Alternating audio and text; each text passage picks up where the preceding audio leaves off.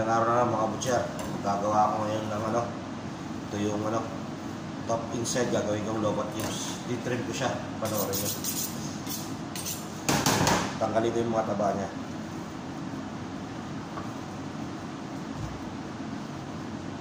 Bago gawin lobat cubes. Bali, top side bracing tawag namin dito pag in-slice na siya. Kasi solid yung karne niya, hindi mataba.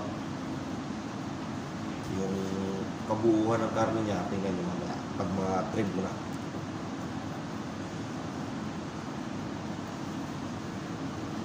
Babakbakin ko yung unang layer dito. Yan, may layer yan dito eh.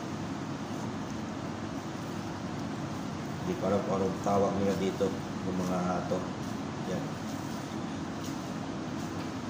Bali, yan ang unang layer niya. Bali dito, solid na siyang karne niya yan, mga kabutya.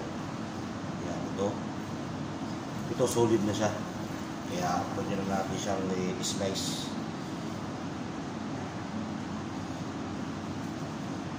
Dahil sa low cut cubes ang gagawin ko. Pero papakitaan ko sa inyo kung paano ito paano ito naging solid na karne. Trim pa natin. Tanggalin yung matawa.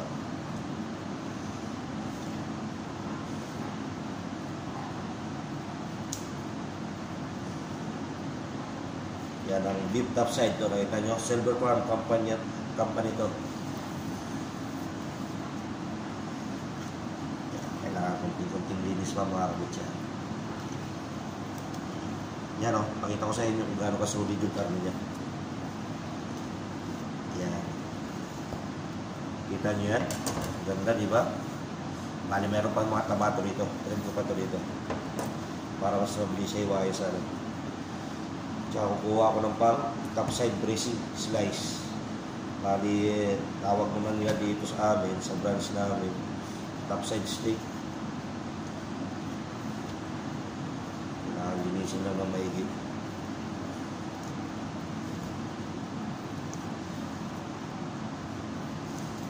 Pwede ito gawing roast buo. Isang buo siyang roast din mga kabutya. Daming nito, daming cutting itong top inside.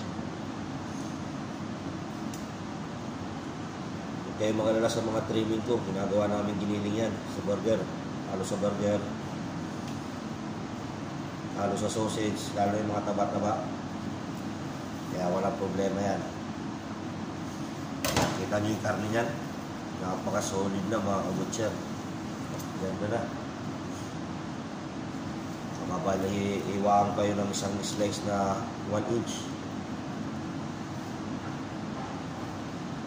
para maganda siya pang grill. Tingnan nyo. Yan. Kita nyo? Ganda mga kabutcher. Grabe. Ganda ng karne. Isa pa.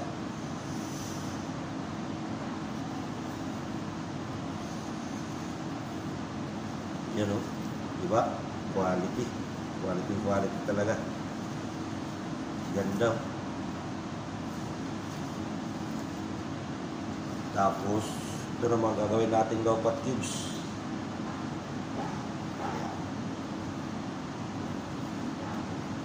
Yan. Ito. Yan o.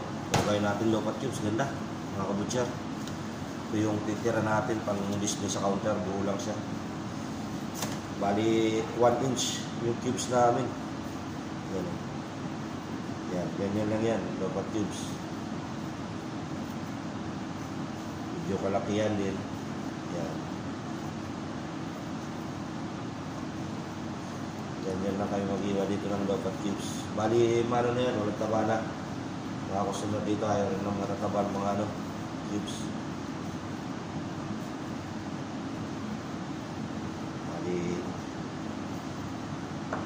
Bali, tatlo yung cross-cutting natin yan mga butcher. Yung isang lobat cubes, topside bracing, yan o, kita nyo yan. Yan. Isang topside bracing, tsaka isang buo na pang roast. Yan. Makikita nyo maigi, maganda sana. Yan. Bali, tatlo yan, na cross-cutting natin yan. Isang parts lang ng baka. Kaya hanggang dito lang mga kabutcher, sana may matutunan kayo.